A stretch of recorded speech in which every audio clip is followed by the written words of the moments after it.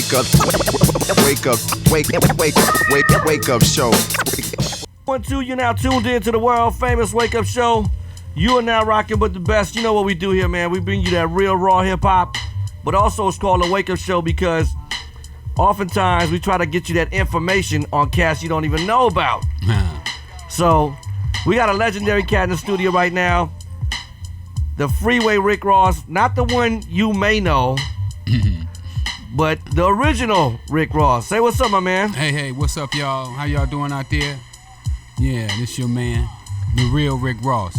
So you know about the Wake Up Show, man? Just give me a little quick breakdown, man. Man, do I know about the Wake Up Show? I mean, really, when I really started listening to hip hop, really serious, I was in the pen.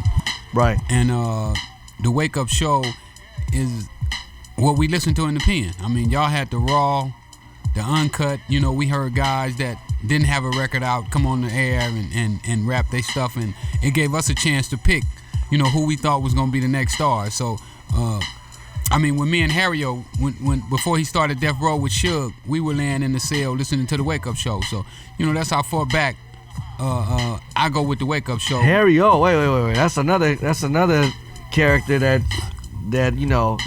We gotta get into all this, man. So Harry-O is the original founder of Death Row. Is that correct? One of them. One of them. Yeah, one of them. I said one of them. But me and him was Cellies. Okay. When they started the whole thing. So. Okay. Now, man, this is like, you know, it's one of them things, man, where you always thought we gonna meet one day, but we didn't know what. You know what I'm saying? We don't know what the circumstances gonna be. Yeah.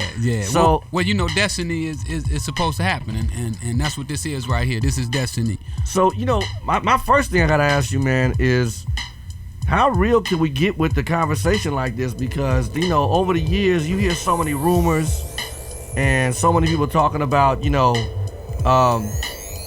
that's why I'm coming to you. I'm saying I get nervous because I know you were dealing with some heavy government cats, and all of a sudden we started talking about all that, and then all of a sudden 3 days later you're like, Tech, why'd you say all that, man? I got jumped.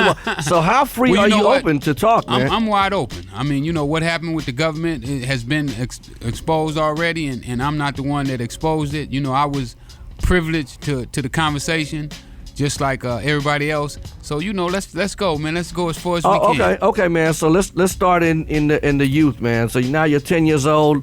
What's going through your mind, man? When you know, because I know at some point you have to want to come up real fast. Oh man, like everybody else. You know, when you're growing up in South Central at the time when I was growing up, man, you know, the gangs were just starting. Okay. You know, Big Took was the man, him and Raymond Washington. I was privileged enough, you know, when I was a kid to see them while I was growing up. So, you know, I looked up to those cats, and Crippin' was something that I wanted to do at the time.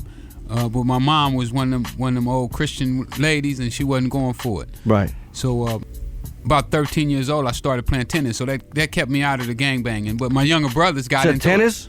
Tennis kept me out of gangbanging, man. Okay. But my younger brothers wasn't fortunate enough as I was to pick up the tennis racket, and they actually joined the gang and were diehard Crips. Okay. And maybe still are at 50 years old. But I missed that, you know, and that was partially behind tennis. And then what happened? Well, you go from tennis, man, and then what happens one day? Man, I messed up in school. You know, I never learned how to read or write. I didn't learn how to read or write till I was sitting in the penitentiary with a life sentence, and I figured that if I was gonna get out of prison, I had to get myself out. Right. And I went from there and learned how to read, went back to school, you know, learned how to do law. And here I am now sitting at the Wake Up Show. So where did the name Freeway Rick Ross come from?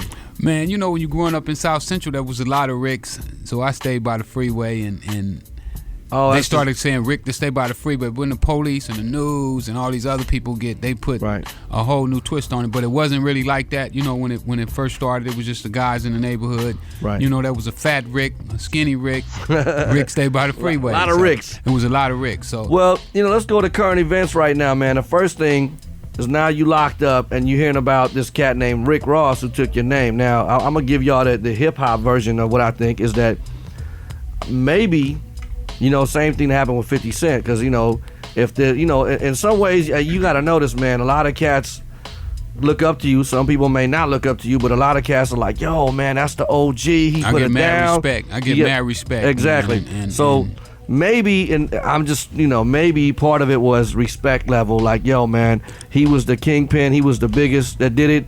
I'm just gonna take his name, and like 50 Cent did that with a cat out of New York. Right. And then later on, we found out, oh, that's not the real 50 Cent. There was another 50 Cent.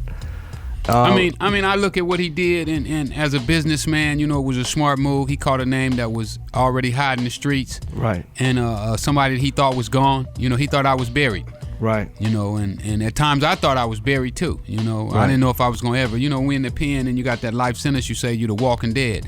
So I didn't know if I was gonna ever get out. And he probably figured that I was never gonna get out, and he was banking that I would never get out. And he snatched the name, and maybe it was out of respect. But at the same time, he hasn't shown respect right now today. With me being here and walking the streets, I don't think that he's came at me the way he should have came at me. Now, if he would have came to you and said, man, look, here's $100,000 for using your name, I got mad respect for you, just let me use it, what would have happened? I probably would have said no. If I would have said no? Maybe so. You know what I'm saying? My name is worth more than $100,000 to me. You know what I'm saying? I made this name when I went into the dope business. I went into the dope business to make a name for myself. Right. I didn't want to be Little Took or right. Little Raymond. Right. I wanted to be Rick Ross. Right. You know what I'm saying? I wanted to make my own name for myself and to show that I was my own man. Right. When you wearing another man's name, are you really a man, or you live in a mask, behind somebody else. Right. Behind what he done and what he accomplished. Right. And not what you've accomplished. In which right now the guy's accomplished a lot on his own. I think right now you would say, you know what, the hell with that. I done got in, I put it off.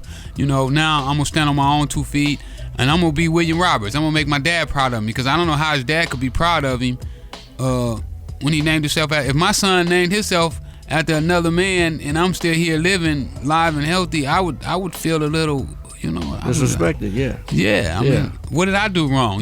How did I not live up to make my son proud of me? Right.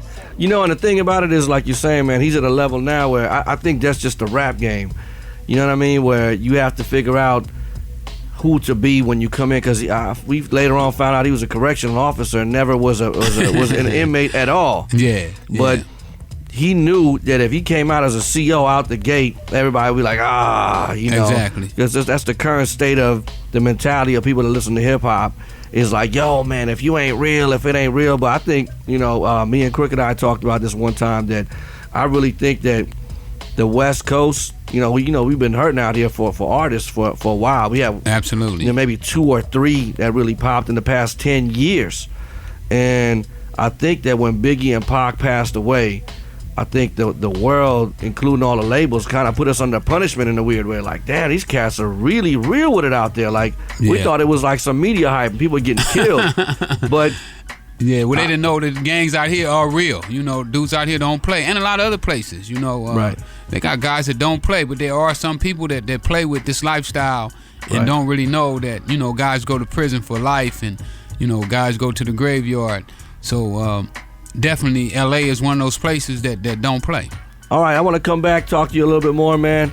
Hey, pull the record back real quick. We're going to come back, talk more with Freeway Rick Ross. Man, the we can OG. talk all night, man. All night, baby. Pull it back.